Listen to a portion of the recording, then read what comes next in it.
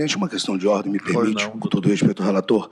Nós apresentamos um pedido de questão de ordem no dia 3 de dezembro de 2025 e que cabe também à ilustre Procuradoria se manifestar. Sua Excelência, o excelentíssimo ministro relator, nossos cumprimentos, julgou um pedido ontem de uma outra defesa, mas que não encampa as razões e os fundamentos jurídicos apresentados em nosso pedido. Aqui trata-se da continuidade do julgamento da ação penal e sempre com o máximo de respeito, não cabe aqui a aplicação do artigo 147, ministra Carmen Lúcia. Nós não estamos diante de uma ação independente ou de um recurso independente cuja ausência de um dos integrantes dessa turma pudesse ser solucionada ou sanada pelo artigo 147. O ministro Alexandre de Moraes ele fala com muita propriedade que não cabe a parte escolher o juiz, como também não cabe o juiz, pelo princípio do juiz natural, também escolher quem julga. Então, esse caso ele é uma peculiaridade que exige que o seu colegiado esteja integralmente composto e, veja, há um precedente, é um caso, me parece, sempre com o máximo de respeito, que ainda não foi examinado pela Suprema Corte.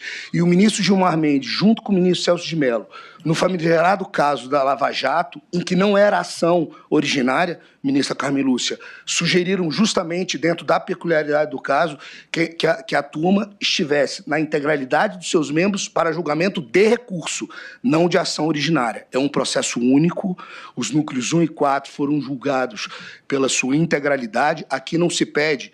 Nós achamos, com o máximo de respeito, que deveria integrar essa turma hoje, essa egrégia turma, o ministro Luiz Fux, e não só por conta de prejudicar o princípio da ampla defesa do contraditório ou do juízo natural, mas um princípio da colegialidade, é o quanto se dirige sempre com o máximo de respeito, excelentíssimo ministro relator, e nesses termos do artigo 21 é que se pediria que, após a manifestação do ilustre procurador, do excelentíssimo procurador, muito mais parte do que custo legis, mas não se dissocia disso, é que a gente pede que essa egrégia turma esteja integralmente completa para esse julgamento que é tão excepcional, especial. Muito obrigado.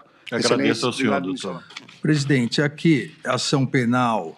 Ministro, sobre a questão de ordem... Eu iria falar no final, mas se Vossa Excelência prefere.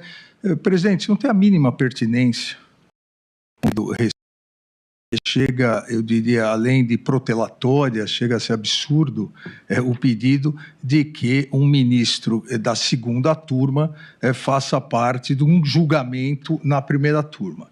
Nós sabemos, e essa questão de ordem foi levantada ontem, também, e já decidida ontem pela defesa, por uma das defesas, o artigo 147 do Regimento Interno do Supremo Tribunal Federal diz claramente que bastam 3 ministros. Se um de nós, fora o relator, obviamente, hoje não pudesse estar presente, com 3 ministros a turma poderia julgar. E nenhum ministro pode estar presente e fazer parte das 2 turmas ao mesmo tempo.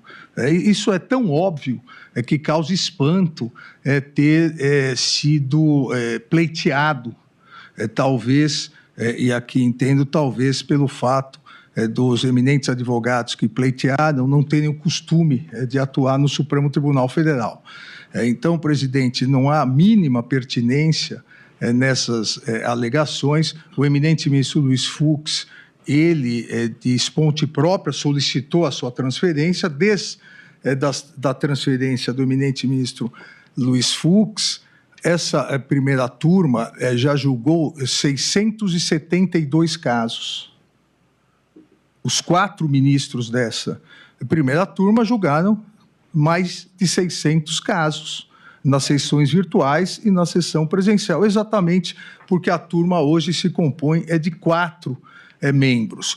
Uma vez empossado o novo membro, ele fará parte e pegará o julgamento do momento em que estiver. Então, obviamente, presidente, afasto, como afastei ontem monocraticamente, afasto a solicitação de adiamento do julgamento, a solicitação, há uma solicitação, inclusive, para que o ministro Luiz Fux, como se parte fosse, se manifestasse se quer ou não fazer parte.